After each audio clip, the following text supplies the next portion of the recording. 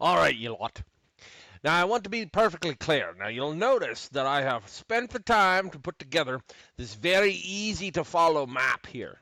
Now, I want to point out the fact that since it is well made, well maintained, with a high degree of detail, you'll note that is because I'm a dwarf. Now, there are a few things to talk about in reference to our, let's say, encounter. Firstly, we almost got our butts handed to us. And it's mostly because we don't know each other. Now, I understand you're working within certain limitations, and those certain limitations can get on you a little bit. So I'd like to first put together a certain thing to keep you in mind as you go through, to keep you in mind of a limitation that you cannot control. You are not dwarves. Now, I know that's a limitation that it may take you a little bit to wrap your head around, but you got to work with what you have. And I'm one for not worrying about things you don't have. So, don't worry about it. You do the best you can with what you have. So, let's go through some things that we perhaps did wrong in this. At this point in time, he kind of takes his finger and he kind of works around some different things. Firstly, we didn't know what the situation was. Now, what's the best thing that we can do in a situation that we don't know what's going on? Well, of course, we can send in Dwarven. Because Dwarven is definitely the scout, right? No, I'm the scout. So the first thing we did is we took in Dwarven, and we're going to make him the J, right? Here we go. Here's J. J stands for Dwarven, and Dwarven can run it in here, and he is almost the least stealthy individual we've got. Now, he's great with an axe, and he's great with the mattock, and he's great with the words, but stealthy he's not. Now, this is my fault, because I should have been the one, hey, maybe we should take a look at this sort of thing, and we should send a scout to kind of look in.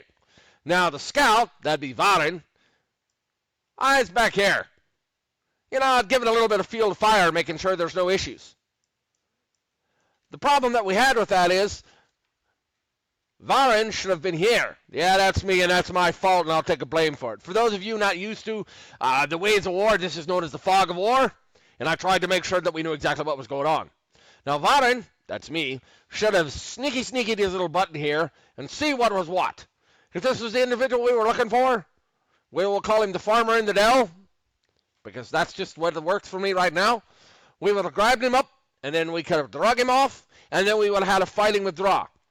Now, let's say, for instance, we did this the right way, because the right way would have been, you know, at some point in time we had a spitter here and a spitter here, and they came screaming out here, and people got hurt, and we were all trying to withdraw, and there are all kinds of issues. So let's set this up in a good way. That's maybe the best way. Well, I don't know if it's the best way, but it's the way we're going to work now that we kind of know out of each other, right?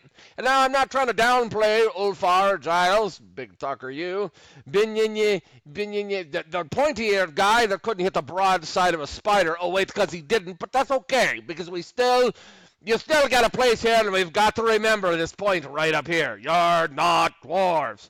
So, keeping that in mind, I understand you got to miss a few times, and if you need some pointers with the bow, you let me know. I got the little bow, but it hits a big way. It's okay, man. We still like it. Not a problem.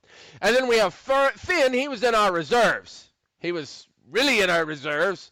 He was so in our reserves, we never actually saw Finn, but that's okay, because we never called for him either, and that's our fault. And then we also had the elven lass. She's got so many letters in her name, we call her alphabet soup. So, at any rate, what we should have done, in my personal opinion, you can give me feedback on this as you like, Dwarven, who is our first line of defense, should have probably been somewhere up here, right? Okay. And then make sure to beat a hasty retreat if necessary, and understand his job was not necessarily to fight, but to hold them off. And we have, let's see, Benny. We're going to call Benny the other elf. Now, Benny the other elf made his way up here, right? Okay, that's awesome.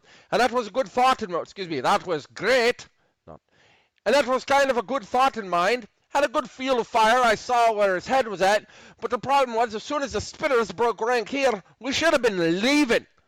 Because the one thing I noticed about Benny, I was waiting for him to surf down this the staircase right here in some sort of elfin-like fashion and be all excitable, and he basically knocked somebody off and ran away. I can appreciate that, but he was a little slow on the uptake. So what we need to do is we kind of need to have a fallback point, a strong point, as it were.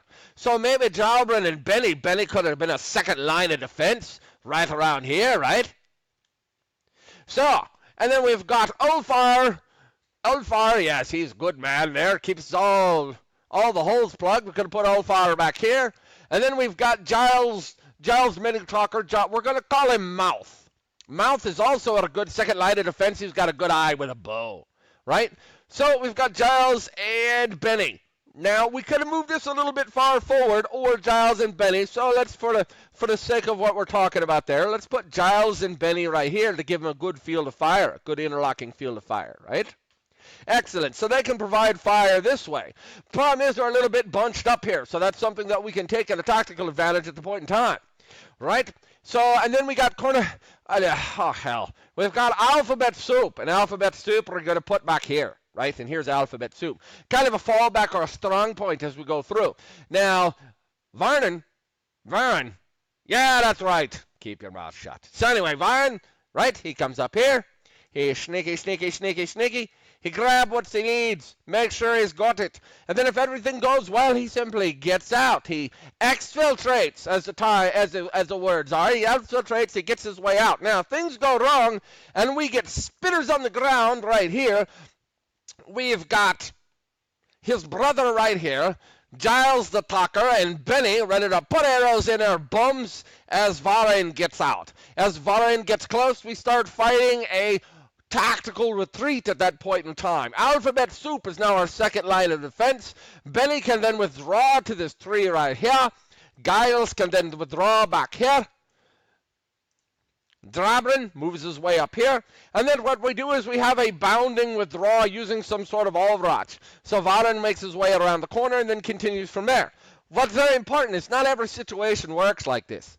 Sometimes you don't have time to send in a scout. But then you got your heavy hitters, your frontliners. And the way I understand it and the way I looked at it was yesterday is Dwarven and Benny. They were the best front pushers because Benny, if he misses, it's out come the sword and out come the shield and in he goes. So Dwarven and Benny are excellent. Giles, our talker, is our third line. Alphabet Soup, however long she's with us, she also gives us a good fallback point. It's got two healers and a fallback point. Varyn, that's me, yeah. So I could make my way back to the second line of defense and help the others withdraw. So we kind of got this standardized, some withdraw, some take up positions, other withdraw past them, and we have this thing where we're not leaving everybody behind. The problem that we had is no one wanted to leave anybody else behind, and everybody thought everybody was simply going to run. We have to think, okay, they are going to chase us, they are going to look for us, and they're all going to want to stick their little teeth or swords or fangs or nasty bits in our bums. So we want to make sure that everyone's covered and everybody else as we're leaving. The good thing is we left no dwarf, we left no person behind. That's not bad considering, once again, we go back to our first exhibit. You are not dwarves, which is fine, but we have good expectations for you as it is.